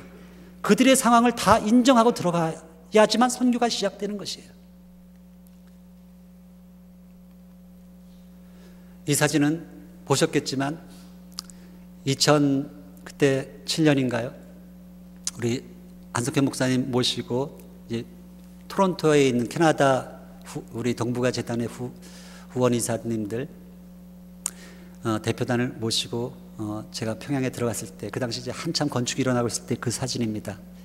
그때 정말 떠나기 전에 직전에 우리가 평양의 그 유명한 그 지하철을 한번 타게 해달라고 우리를 감시하는 안내원한테 부탁을 했는데 참 그 안내원이 그때 참 우리 목사님들이 많이 가셔서 은혜를 받으셔서 그랬는지 갑자기 일정이 없던 그걸 이제 버스를 돌려서 웬만해서는 안 해주는데 그걸 지하철을 탔습니다. 그 지하철을 탄데 잘 안 보이네요. 그때 우리가 탈 때 굉장히 놀랐던 것이 그 지하철역 이름이 부흥역이었어요. 부흥역. 그래서 정말 어떻게 이런 이름의 역이 있냐. 그래가지고 막 감동이 막 밀려오는데 막 부흥역에서 이제 기차를 타고 이제 가는데 나올 때 더 놀랐어요. 나올 때 보니까 그 역 이름이 영광역이었어요. 영광역. 그래서 우리가 부흥으로 들어갔다 영광으로 나왔다니까요. 그때 저는요 막 가슴에서 막 이게 밀려오는 그 감동이 지금은 너희가 그렇게 막 숨어서 제대로 목소리 한번 내지도 못하고 우리 평양가게대 교수님들 얼마나 복음을 전하고 싶겠어요. 근데 그거 지금 하면 절대로 안 되거든요. 우리가 지금 그분들에게 훈련시켜야 될 것은 어떻게 복음을 그렇게 전하고 싶은데도 안전하고 참을 수 있는가, 그 훈련시켜야 돼요. 지금 같은 상황에서 섣불리 복음 전했다가 전체가 다 무너져요. 전체가. 그래서 추방당하고 쫓겨나는 것이거든요. 이 비공개 토양에서 선교에 대한 개념이 없으면 그런 일이 벌어져요. 지금은 복음 안전하는 훈련해야 될 시기예요. 왜냐하면 농사를 지을 때 밭을 갈 때가 있고 씨를 뿌리 갈 때가 있고 김멜 때가 있고 추수할 때가 다 다른데, 아니 지금 밭 갈고 있는데 가서 막 추수하려고 지금 덤벼들다가는 전체를 망친다는, 전체를. 그게 이 선교의 개념이라는. 하여튼 막 너무너무 감동이 됐어요. 근데 그 후에 하나님께서 깨닫게 하신 게 뭔가 하면, 이 우리가 그렇게 부흥을 위해서 눈물로 기도했지만 부흥력이 종착력이 아니라는 그 한 가지 사실을 저 사진을 통해서 알게 됐습니다. 종착역이 아니라는 거죠. 우리에게는 나아가야 할 마지막 역이 남아있던, 그것은 우리의 민족의 회복을 뛰어넘는 것이 하나님의 영광을 향해 나가야 되는 것이고요, 우리의 파이널 데스티네이션은 시온의 영광입니다. 시온의 영광. 거기까지 가야 돼요. 거기가 마지막 영광역이에요. 우리에게는 기도해야 할 두 가지 평양, 예루살렘이 있죠. 동방의 예루살렘 평양과 본 예루살렘. 그것을 잇는 작업이에요.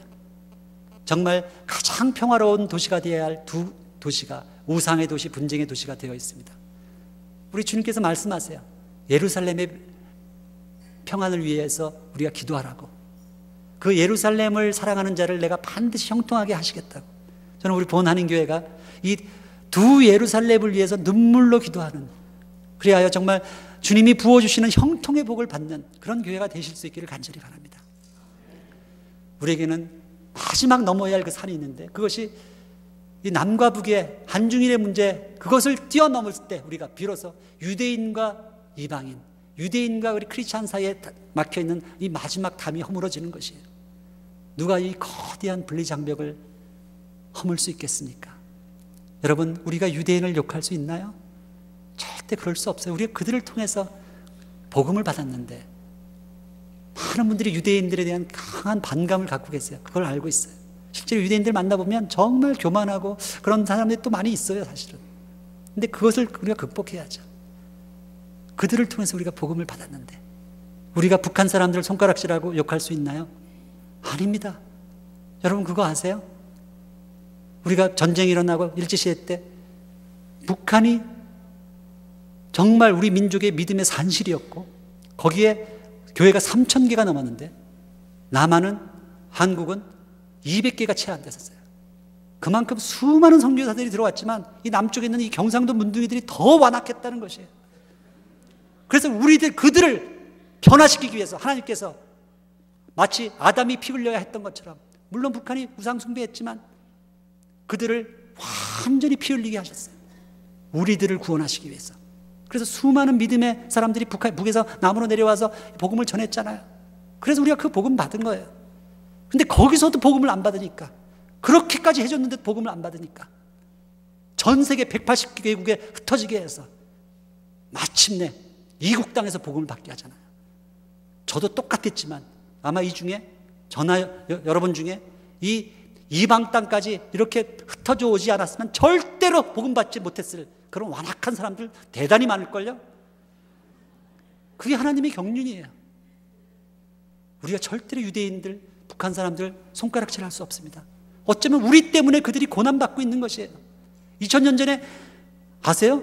2000년 전에 예수님이 정말 유대인들이 그렇게 고대하던 메시아가 오셨는데, 그 이사야 선지자에게 예언한 것처럼 그들의 눈이 감기도록 하나님께서 만들어 놓지 않으시고 그때 유대인들이 갑자기 헷가닥해서 예수님을 다 믿어버렸다.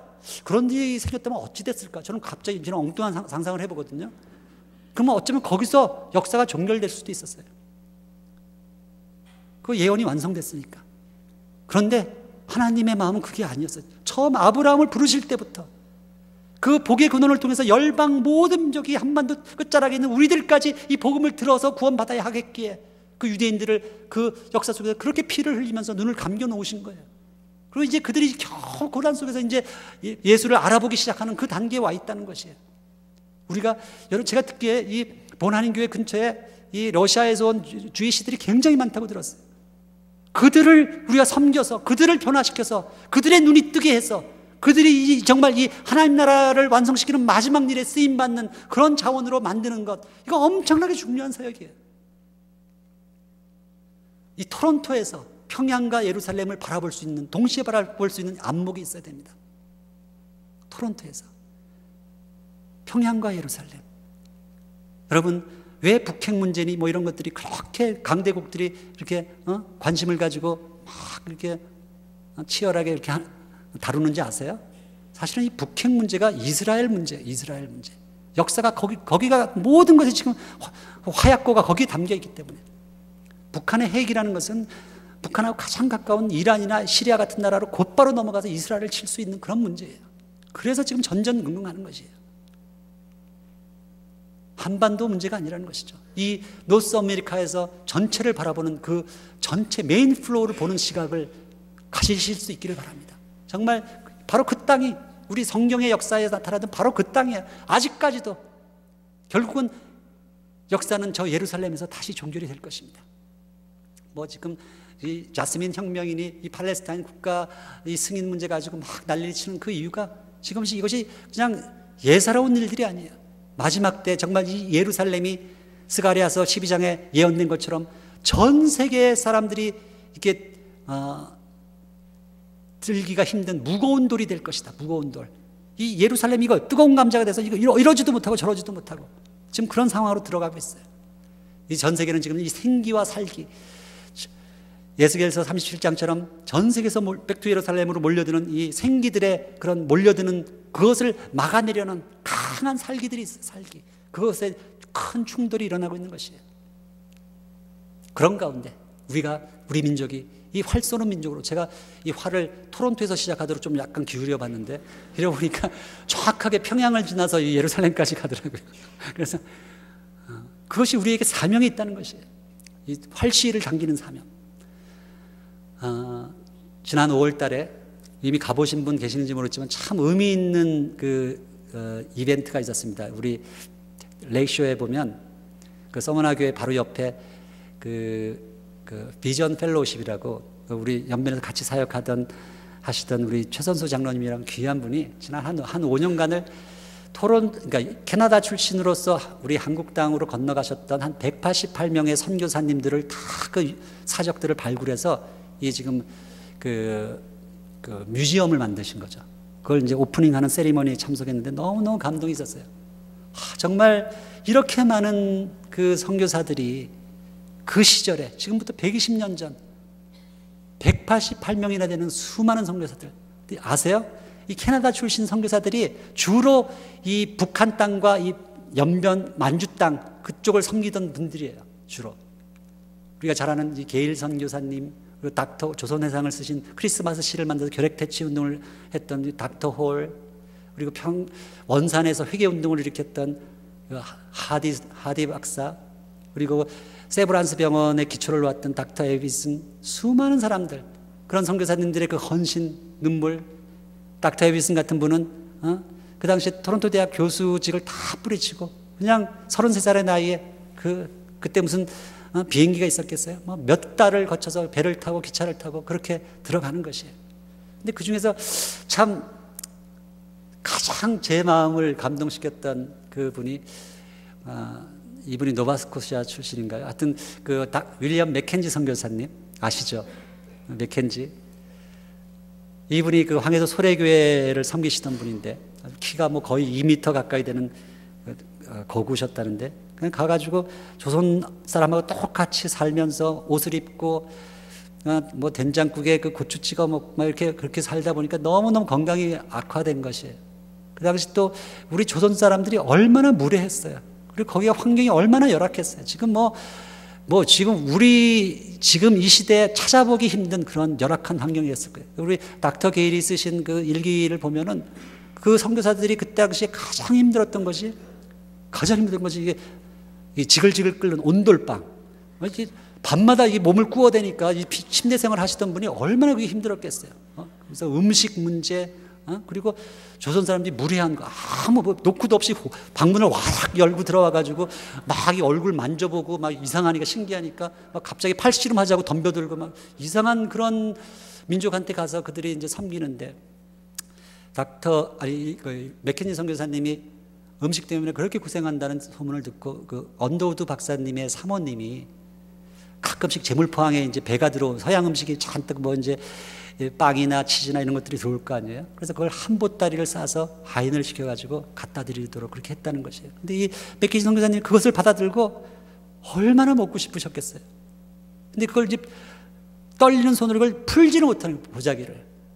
내가 이것을 푸는 순간 내 마음이 약해져서 내가 다시 향수병에 걸려서 주님이 내게 주신 그 사명을 감당치 못하고 내가 다시 고향으로 돌아갈 수밖에 없다는 그 두려움 때문에 그것을 먹지 못하고 그냥 조선 사람들에게 줘버립니다.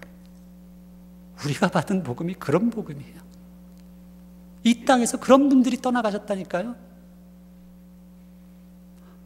저는 그 이야기 들으면서 결국 이 맥켄지 선교사님은 2년을 버티지 못하고 풍토병에 걸려서 돌아가세요. 천국으로 가시는데 지금 양화진에 가보면 그 당시 돌아가셨던 수많은 사람들이 있잖아요.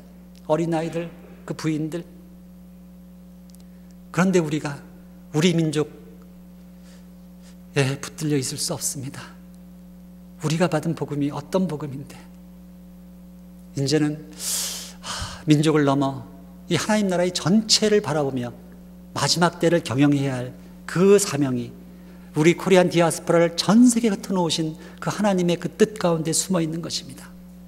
그것을, 이 천국의 비밀을 좀 나누고 싶었어요. 여러분들과 함께. 제가 오늘은 좀 큰 이야기, 전체에 대한 이야기를 주로 했습니다. 저는 그렇게 생각해요. 이 하나님 나라라는 것이 그 자체가 하나님이 창조하신 이 자연 세계도 똑같거든요. 이 광대한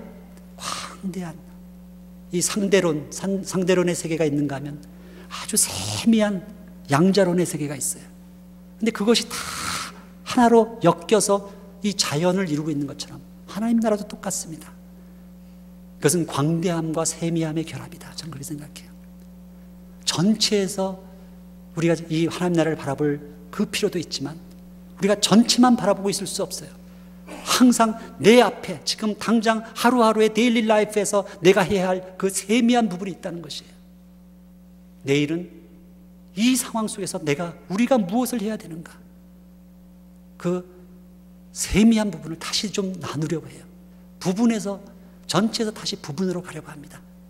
그러나 하나님 나라는 이 부분과 전체를 함께 아우르는 것이다. 그때 비로소 예루살렘과 온 유대와 사마리아 땅끝이 함께 드러납니다. 2000년 전에는요, 굉장히 속도가 느리게 가는 그런 시대였기 때문에 예루살렘, 온 유대, 사마리아 땅끝이 순차적으로 나타나는 것처럼 느껴졌어요. 그러나 지금 이 시대는 빛의 속도로 움직이는 시대예요. 빛의 속도로 움직이게 되면 소위 유비쿼터스 현상이 일어납니다. 그것이 뭔가 하면 동시성이에요. 동시성. 지금의 이 시대는 예루살렘과 땅끝이 함께 경영되는 시대예요. 그 시대의 전략에 맞춰서 우리가 전체를 보고 부분을 보는 그 전략이 그 하나님 나라의 비밀 가운데 감춰져 있는 것입니다. 그 비밀을 우리 사랑하는 본하나님교회 모든 성도님들이 깨달아 하시고 그 속에서 자기의 몫을 감당하고, 어제 말씀드린 것처럼 내가 이 상황 속에서 주님의 그 상처난 그 몸을 회복시키는 마지막 이 일에 나의 옥합을 깨서 부어드리는 그런 축복된 그런 인생들, 가정들, 교회가 되시기를 간절히 축원합니다. 기도하시겠습니다. 하나님 아버지 감사합니다.